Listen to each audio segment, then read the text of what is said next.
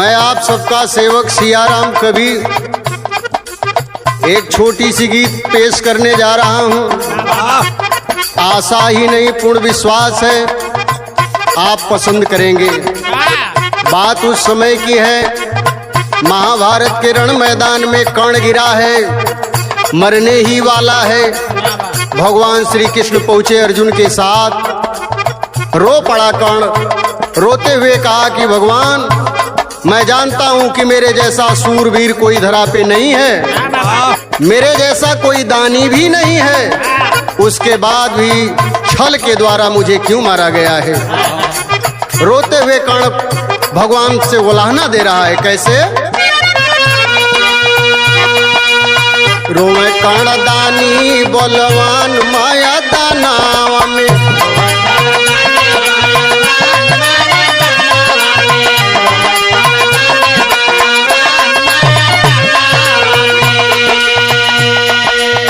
छल कैला काहे भगवान माया दानावा यरवान माया दानावा में। रोए कर्ण दानी बलवान माया दानावा में।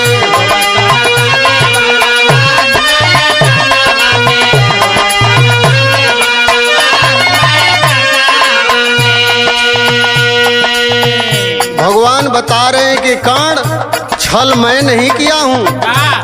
इस धराधाम पे जो जैसा कर्म करता है वैसा ही फल पाता है। मानता हूँ सर्वश्रेष्ठ धनुधर है तू, महादानी भी है तू, लेकिन गलती जीवन में 3 बहुत बड़ी किया और उसी का नतीजा रहा कि आज इस हालात में हो। रोते हुए कर्ण कहा कि भगवान बताने की कृपा करिएगा कि कौन सी गलती मुझसे हुई है। बता रहे हैं भगवान की, याद रहे कर्ण। पहली गलती सुनो।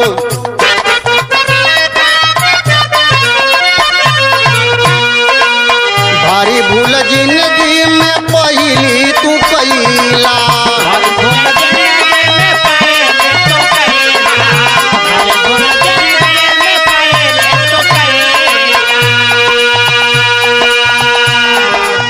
भारी भूल जिंदगी में पहली तू कैला, गुरु परशुराम से बिरादरी छुपैला।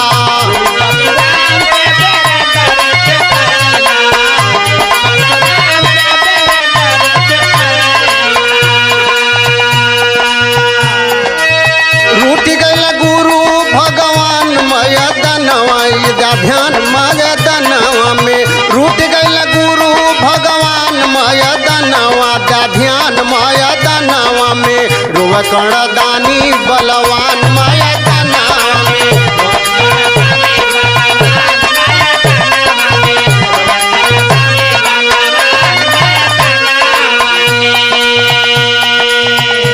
कर्ण पहली गलती तो तूने बहुत बड़ा कर दिया, गुरु से ही अपने झूठ बोले, बिरादरी छुपाया। कल महाराज दूसरी गलती कहे, दूसरी गलती तो उससे भी बड़ी कर दिया तूने। ध्यान रहे दूसरी गलती भगवान बता रहे हैं। दूसरी गलतियां बाबू से भी भारी,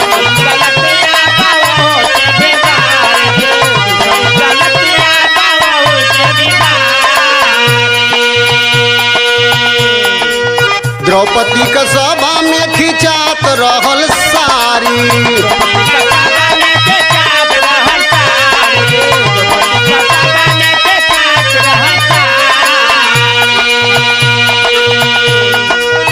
देखत रहला हो तो अपमान माया दानवा, ध्यान माया दानवा में। रोवे कर्ण दानी बला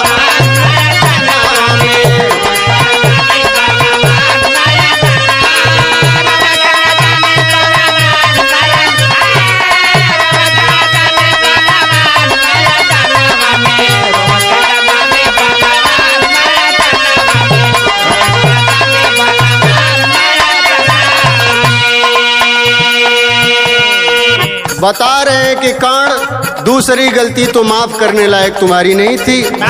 भरे सभा में द्रौपदी का वस्त्रहरण हो रहा था, तुम चाहते तो दुर्योधन मान जाता, लेकिन तू ऐसा कर नहीं पाए और देवी स्वरूपा द्रौपदी का अपमान होते हुए तूने देखा। रो रहा है कर्ण। कहा कि मान गया प्रभु, तीसरी गलती भी लगे हाथ बता ही दीजिए। कै कांड तीसरी गलती पे इतिहास तुम्हें कभी नहीं माफ करेगा। सुन तुम्हारी तीसरी गलती क्या थी। तीसरी गलतिया पे थूके ही जहानावा,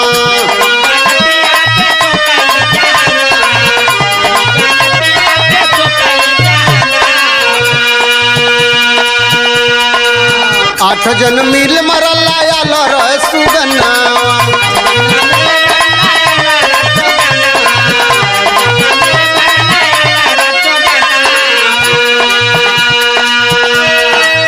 कैसे कई तो के महान मयदनवा दया ध्यान मयदनवा में रोकड़दानी बलवान,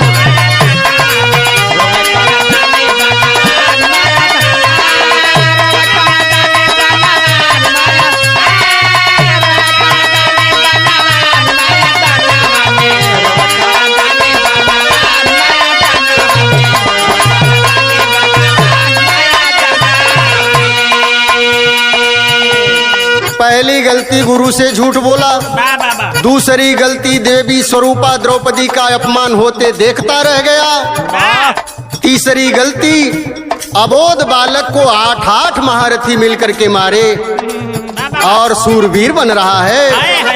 याद रहे बड़ी ऊंची लाइन भगवान बता रहे हैं कि तू माना किसका।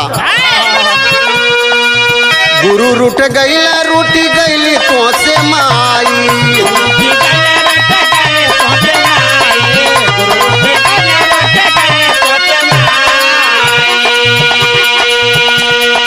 सारे लोगों को तूने सिर्फ नाराज करने का काम किया। गुरु रूठ गईली तोह से माई, बाबू बिहार गईला तोह समझाई,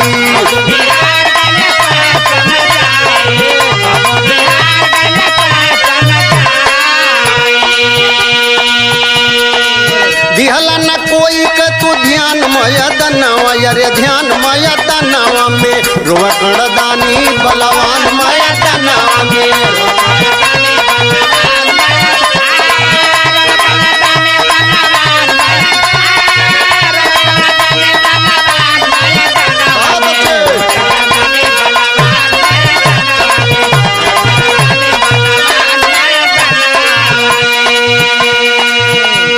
मित्रों आखिरी लाइन आप सभी लोगों के लिए है, ध्यान दीजिएगा।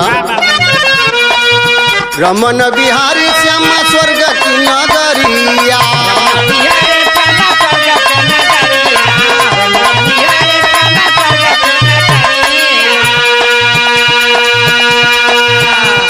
रमन बिहारी श्यामा स्वर्ग की नगरिया, माई बाबू गुरु के जे करी ना कदरिया,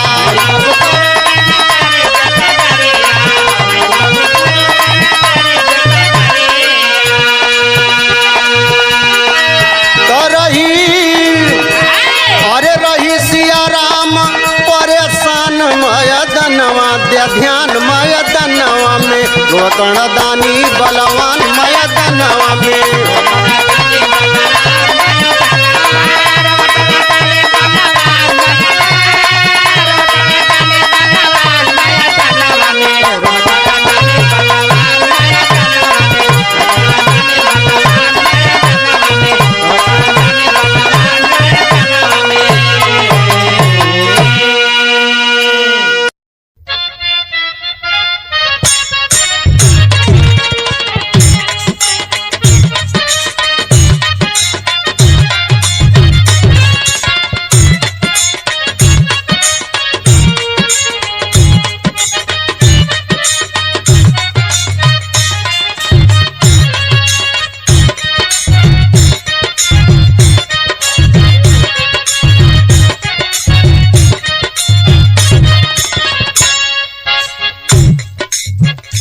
ये बात उस समय के बाद जिस समय द्रौपदी का वस्त्र हरण हो रहा था, एक से एक महारथी बैठे हुए थे। महफिल में चिल्लाती रह गई द्रौपदी, पुकारती रह गई, कोई सुना नहीं।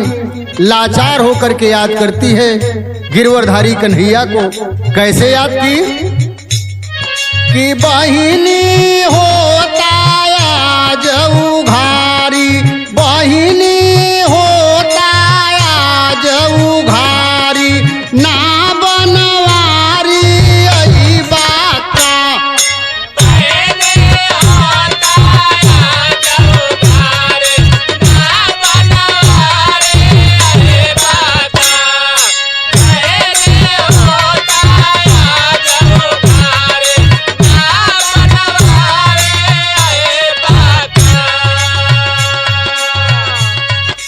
नैहर हमारे ससुर हमारे पांच पति हो हमारे, अरे पांच पति हो हमारे, अरे पांच पति हो हमारे।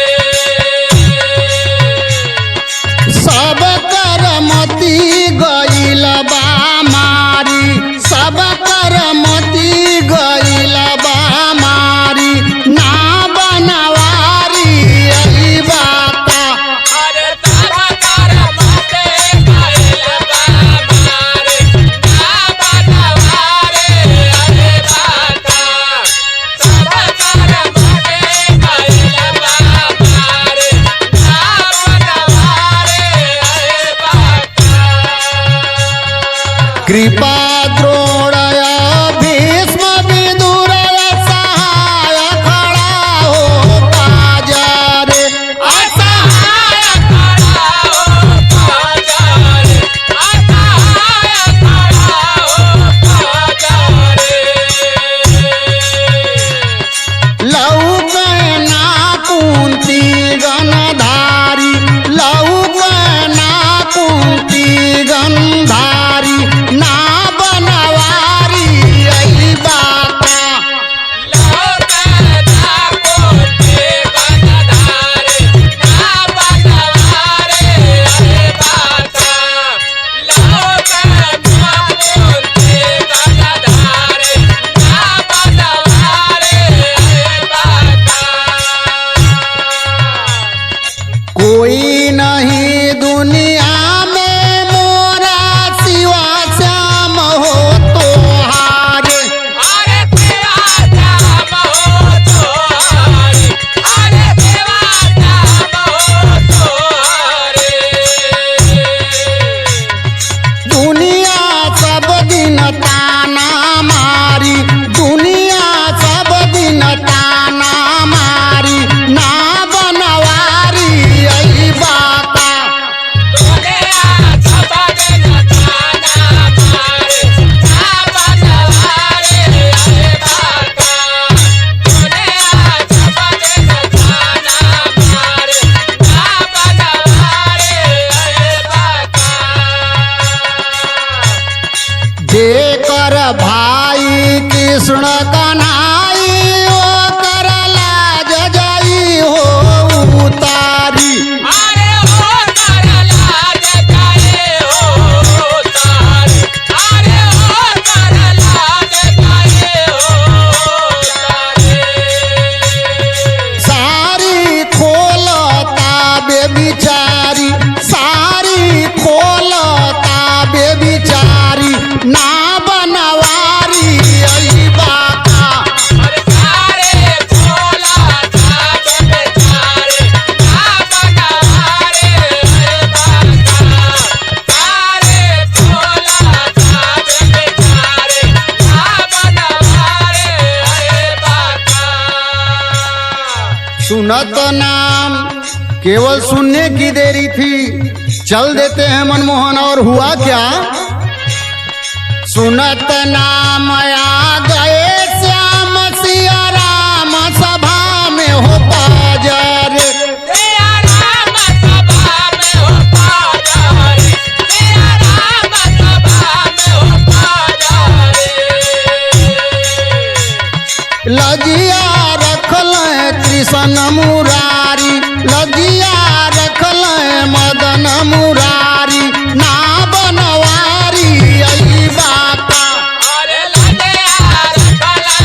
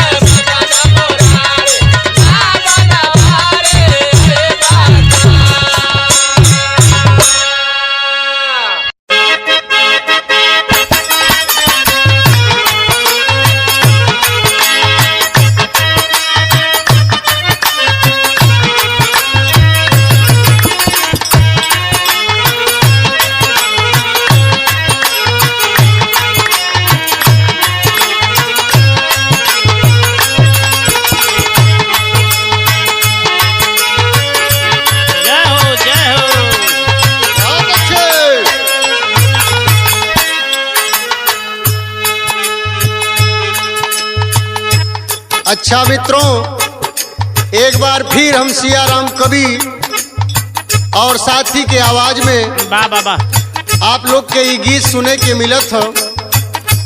हमरे गीत का शीर्षक हो पिता की महिमा। आज तक माँ के बारे में बहुत ज्यादा लिखा गया। लोगों का भी मानना है कि माँ से महान कोई नहीं है, लेकिन मेरा मानना है कि माता से किसी भी मायने में पिता का योगदान कम नहीं है। अरे वाह। हम अपने गीत से इस बात को सिद्ध करने जा रहे हैं। क्या होता है पिता? वाह वाह वाह। कहना है मास्टर।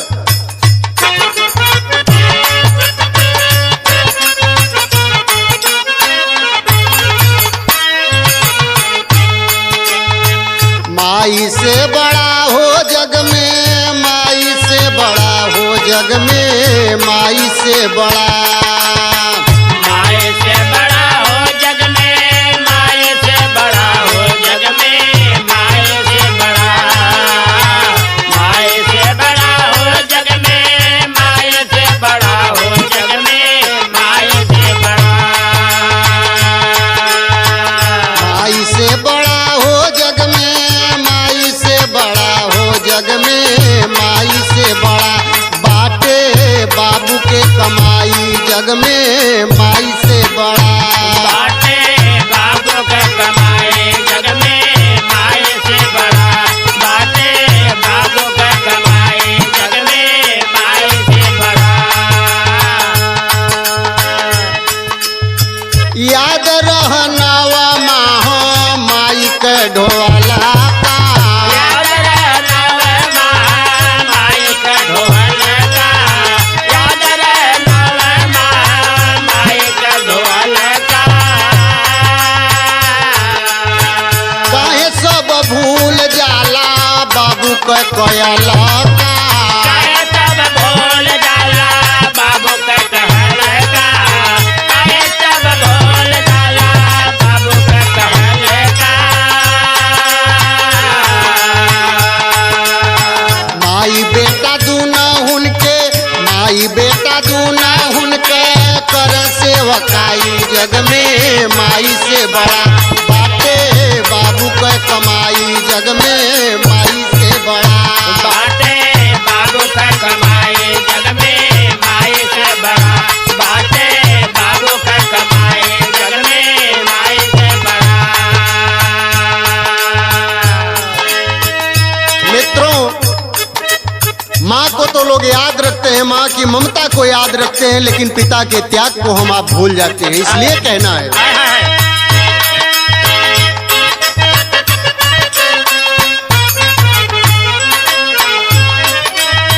माई बेटावा के अपने छाती से लगावेली। माए बेटवा के अपने छाती से लगावेली। माए बेटवा के अपने छाती से लगावेली। अमृत पिला के डोले बोले भी सिखावेली। अमृत पिला के डोले बोले भी सिखावेली। अमृत पिला के डोले बोले भी सिखावेली। बाबू कन्हैया ले दे, बाबू कन्हैया ले दे, दुनिया दिखाई जग में, माई से बड़ा। बाटे बाबू के कमाई जग में, माई से बड़ा। बाटे बाबू का कमाए जग में, माए से बड़ा। बाटे बाबू का कमाए जग में, माए से बड़ा।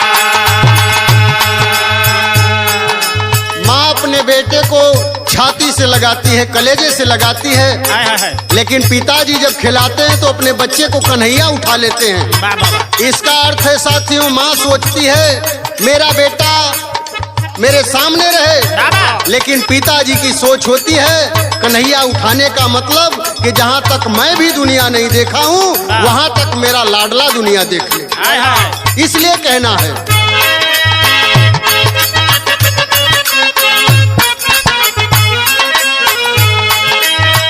बेटा के जीवन से लेके अपने मरान तक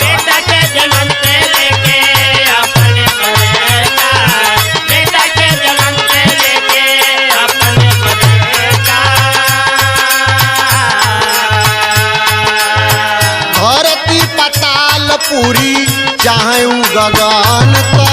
धरती पताल तोरे चार जगता, धरती पताल तोरे चार जगता। बेटा बिटिया हो हमार, बेटा बिटिया हो हमार, छोले रहे भाई जग में माई से बड़ा बाटे बाबू के कमाई, जग में माई से बड़ा। बाटे बाबू के कमाए जग में माई से बड़ा, बाटे बाबू के कमाए जग में माई से बड़ा।